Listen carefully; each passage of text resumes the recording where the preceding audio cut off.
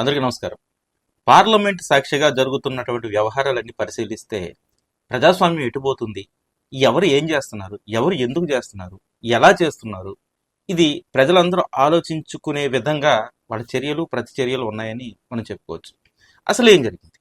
పార్లమెంట్లో జరుగుతున్నటువంటి చర్చల్లో భాగంగా కేంద్ర హోంశాఖ మంత్రి అమిత్ షా మాట్లాడుతూ ప్రతిపక్షం అంటే కాంగ్రెస్ కూటమిపై ఒక చలుక్తులు విసిరారు. అది ఆ చలుక్తుల్లో భాగంగా మాట్లాడితే అంబేద్కర్ అంబేద్కర్ అంబేద్కర్ అంబేద్కర్ అంటూ రోజు జపం చేస్తున్నారు. అదే జపం దేవుడి పేరుగా నామస్మరణ చేస్తే స్వర్గంలోకి వెళ్ళొచ్చు అని అమిత్ షా చెప్పారు. దీనిపై దళిత నాయకులతో పాటు కాంగ్రెస్ కూటమి నాయకులందరూ కూడా అమిత్ షాపై తీవ్ర స్థాయిలో విరుచుకుపడ్డారు. అమిత్ షా చేసినటువంటి వ్యాఖ్యలు రాజ్యాంగ నిర్మాతపై కాబట్టి ఇది రాజ్యాంగ విరుద్ధం, ప్రజాస్వామ్యాన్ని కించపరిచేలా అతని వ్యాఖ్యలు ఉన్నాయంటూ యూపీఏ ఆధ్వర్యంలో పెద్ద ఎత్తున నిరసన కార్యక్రమానికి తెరదీశారు. అంబేద్కర్ చిత్రపటాలతో పార్లమెంటు ఎదుట పెద్ద ఎత్తున నిరసన చేపట్టారు. అమిత్ షా డౌన్ అంటూ ప్రజాస్వామ్యాన్ని, పార్లమెంటును, రాజ్యాంగ నిర్మాతను అపహాస్యం చేసేలా అతని వ్యాఖ్యలు ఉన్నాయని, అంత స్వర్గప్రాప్తి కావాలంటే ఆయన దేవుడిని పూజించుకోవచ్చు, కానీ అంబేద్కర్ని కించపరచకూడదంటూ వాళ్ళు నిరసనలో నినాదాలు చేస్తూ ముందుకెళ్ళారు. అయితే ఇది బాగానే ఉంది. ఒక నిరసన చేస్తే 1 గంట చేస్తుండేవారు, 2 గంటలు చేస్తుండేవారు, ఆ తర్వాత వాళ్ళు వెళ్ళిపోయి ఉండేవారు. కానీ దీనికి వ్యతిరేకంగా బీజేపీ వాళ్ళు మరొక నిరసన చేపట్టారు. కొంతమంది ఎంపీలు అంటే ఒరిస్సాకి చెందినటువంటి సారంగి, ప్రతాప్ సారంగి లాంటి ఎంపీలు అందరూ కూడా, ప్రతాప్ సారంగి అంటే అందరికీ తెలిసిన వ్యక్తే, ఎందుకంటే గతంలో ఒరిస్సాలో ఒక క్రిస్టియన్ కుటుంబం హత్య కేసులో ఆయన నిందితుడు. తర్వాత ఆ కేసు నుంచి బయటకు వచ్చిన తర్వాత ఆయనకి ఎంపీ సీట్ ఇచ్చారు బీజేపీ వాళ్ళు. ఇప్పుడు కేంద్ర మంత్రిని కూడా చేశారు. ఆయన ఆధ్వర్యంలో కొంతమంది ఎంపీలు కాంగ్రెస్ వారిపై తోసుకుని వచ్చారు. అటు కాంగ్రెస్ బీజేపీ వాళ్ళు తోపులాట జరిగింది. ఇటువైపు విషయం ఏంటంటే మల్లికార్జున ఖార్గే ఉన్నారు, రాహుల్ గాంధీ కూడా ఉన్నారు. అటువైపు ప్రతాప్ సారంగితో పాటు మరి కొంతమంది ఎంపీలు ఉన్నారు.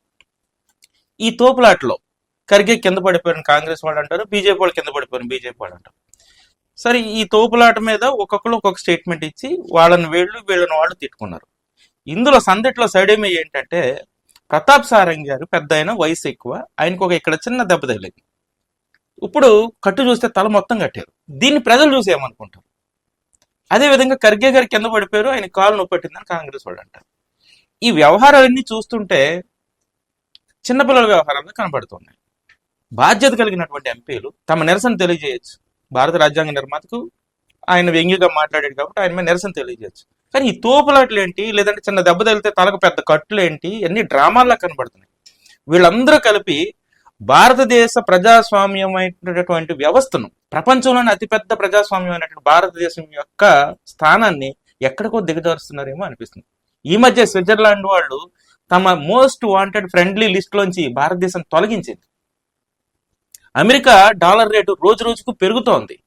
అంటే డాలర్ వాల్యూ పెరుగుతుంది, రూపాయి వాల్యూ తగ్గుతుంది. ప్రపంచ మార్కెట్లో మన స్థాయి తగ్గిపోతుంది, ఎగుమతుల స్థాయి తగ్గిపోతుంది. అసలు ఏం జరుగుతుంది దేశంలో అనే దాని మీద పక్కకు పెట్టి బీజేపీ వాళ్ళు దైవ నామస్మరణ చేస్తుంటే దానికి యాంటీగా కాంగ్రెస్ వాళ్ళు నామస్మరణ చేస్తున్నారు. ఇదంతా ఎలా ఉందంటే పల్లెటూరులో గోళీలు ఆడుకున్నట్టు, తొక్కుడు బిళ్ళ ఆడుకున్నట్టు, చెక్క బిళ్ళాట ఆడుకున్నట్టు, గూటి బిళ్ళాట ఆడుకున్నట్టు ఉంది తప్ప ప్రజల కోసం పనిచేస్తున్నటువంటి మనస్ఫూర్తిగా ప్రజాస్వామ్యాన్ని కాపాడే ప్రజాప్రతినిధి ఒకడు కూడా కనిపించట్లేదు. కాబట్టి ఈ సిగ్గులేని నాయకులందరినీ చూసి ప్రజలు తెలుసుకుని నిజాయితీ గల నాయకుడిని వచ్చే ఎన్నికలకు ప్రిఫర్ చేసుకోవాల్సిన అవసరాలు కనబడుతోంది.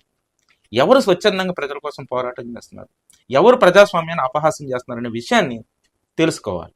అదేవిధంగా బీజేపీ వాళ్ళు మత్తు నుంచి కొంచెం బయటకు వచ్చి ప్రజలకు ఏం చేయాలనేది కూడా ఆలోచిస్తే బాగుంటుంది అనేది తెలుసుకోవాల్సిన అవసరం ఉంది. ఎందుకంటే ప్రజాస్వామ్య దేశంలో పార్లమెంటరీ వ్యవస్థలో ప్రజల కోసం, పరిపాలన కోసం కాకుండా దేవుడి కోసం, మతం కోసం, దైవం కోసం మాట్లాడడం అనేది తగ్గించాలి.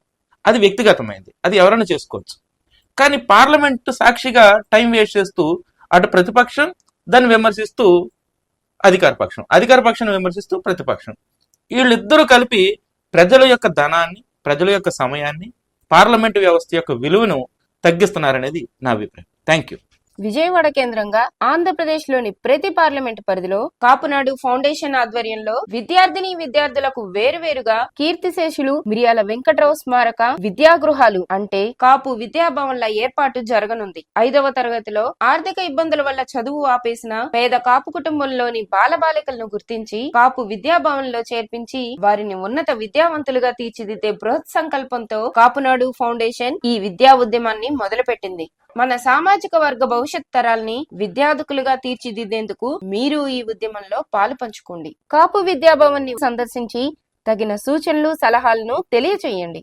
యావత్ కాపు సమాజానికి కాపునాడు ఫౌండేషన్ తరఫున ఇదే మా ఆహ్వానం. Please subscribe our channel.